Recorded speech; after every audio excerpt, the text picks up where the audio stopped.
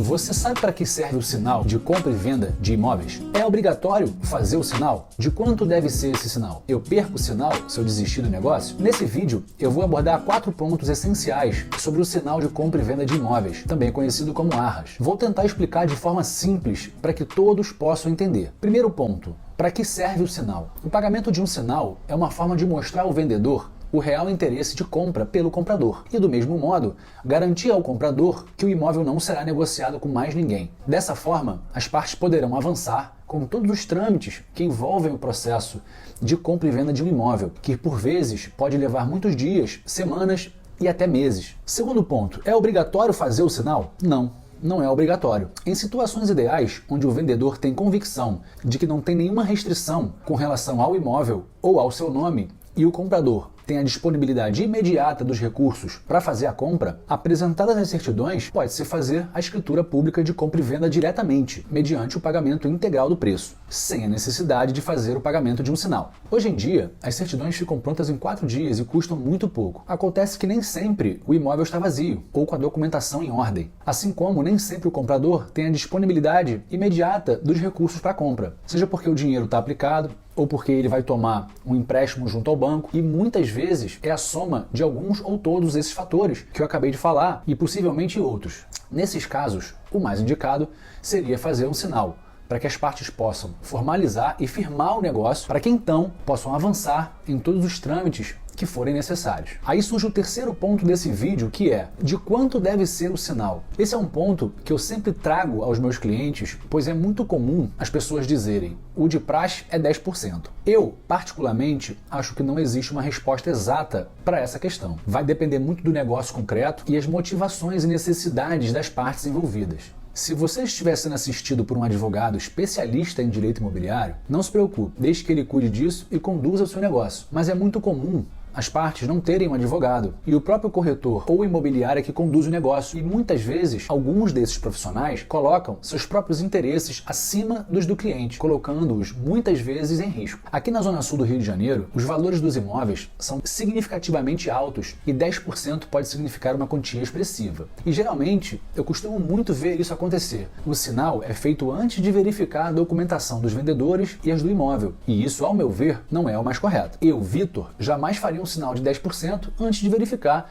a situação jurídica dos vendedores e do imóvel. Acho arriscado. E tem 2 motivos principais do porquê eu acho isso arriscado. Primeiro motivo, imagina que você deu um sinal de 10% na compra de um imóvel de 2 milhões de reais, ou seja, você deu 200 mil reais de sinal, tendo visto apenas a certidão de ônus reais, o que é muito comum corretores e imobiliárias recomendarem aos seus clientes. Pois bem, imagina que o vendedor venha a falecer. Acontece. Nesse caso, o imóvel entrará no inventário, o que pode ser uma dor de cabeça e, dependendo da situação, pode demorar muito para se resolver. E você estará com 200 mil na mesa e sem a posse do imóvel. E o segundo motivo, no mesmo exemplo anterior, você deu 200 mil de sinal e, após a apresentação das certidões, verificou-se que o vendedor tinha diversos apontamentos que colocariam o comprador em risco. Geralmente, nesses casos, no próprio documento preliminar, seja um contrato de sinal ou uma promessa de compra e venda, reza que, caso haja apontamentos nas certidões que possam colocar o negócio em risco, o vendedor deverá devolver o valor pago a título de sinal, de forma simples, ou seja, sem juros ou qualquer correção. Muito bom, na teoria é lindo. Agora, imagina que o vendedor diga que não vai devolver. Até você conseguir reaver esse valor pode demorar muito, e às vezes esses 200 mil pode te inviabilizar de comprar um outro imóvel. Imagina a dor de cabeça. Qual seria então a minha sugestão nesses casos? Bom, de 2 uma. Ou o vendedor já apresenta as certidões, que hoje em dia saem em 4 dias e custam muito pouco, e estando tudo em ordem, o comprador faz o pagamento dos 10%, ou faz um sinal menor e, uma vez apresentadas as certidões e verificando que está tudo em ordem, aí sim complementa o sinal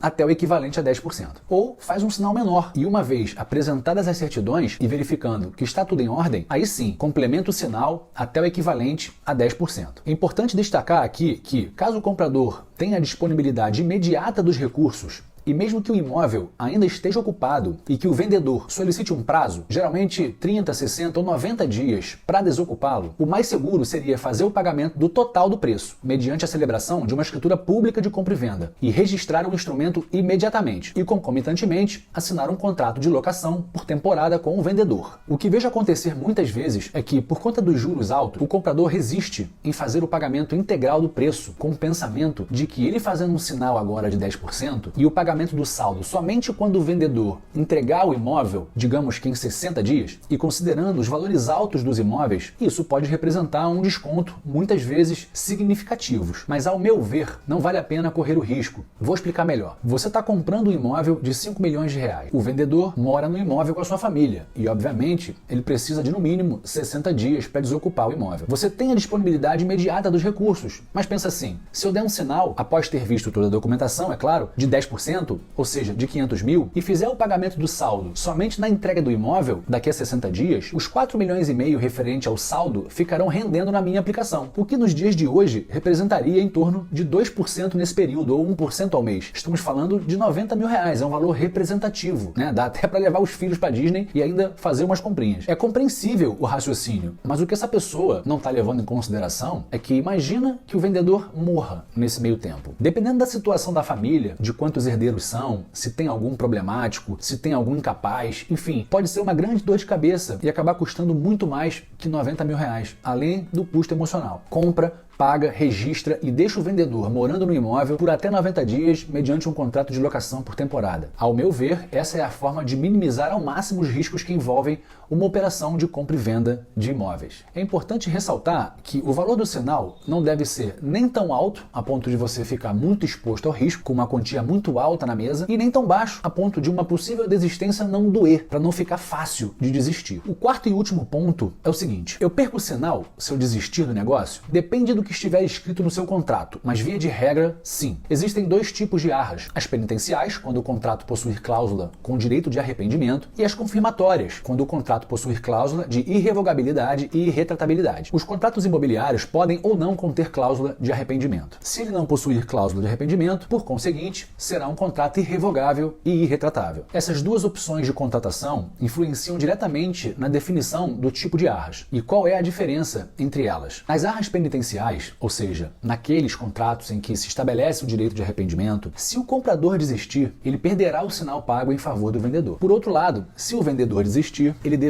deverá devolver o sinal pago mais um valor equivalente. Nesse caso, o valor do sinal é a penalidade e não há espaço para danos morais, indenizações extras ou outros termos complicados. Desistiu, perdeu o sinal e pronto. As arras têm uma função unicamente indenizatória. Por outro lado, nas arras confirmatórias, ou seja, naqueles contratos que são irrevogáveis e irretratáveis, se a parte inocente, aquela que não causou a desistência do negócio, for prejudicada, ela tem duas opções. Ela pode desfazer o negócio ou exigir a execução do contrato. Em ambas as situações, a parte inocente pode reter as arras, se for quem as recebeu, ou exigir a devolução das arras mais um valor equivalente, se for quem as pagou. O valor das arras funciona como uma espécie de indenização mínima. Além disso, a parte inocente tem o direito de solicitar indenização adicional se conseguir provar que o prejuízo foi maior que o valor das arras. Resumindo, nas arras confirmatórias, além de você poder ficar com o sinal ou recebê-lo de volta mais o seu equivalente, você pode, primeiro, solicitar indenização adicional se conseguir provar que o prejuízo foi maior que o valor das arras, e segundo, exigir a execução do contrato. Essas situações estão regulamentadas nos artigos 418 a 420 do Código Civil. E é importante você ler esses artigos para compreender melhor seus direitos e obrigações em cada caso. Bom, chegamos ao fim do vídeo, mas antes gostaria de fazer uma observação. E lembre-se de sempre consultar um advogado especialista em direito imobiliário para que você não corra um risco desnecessário. Bom, espero ter esclarecido sobre esse assunto e seguimos as ordens para te ajudar em sua jornada de compra e venda de imóveis. Um abraço e bons negócios!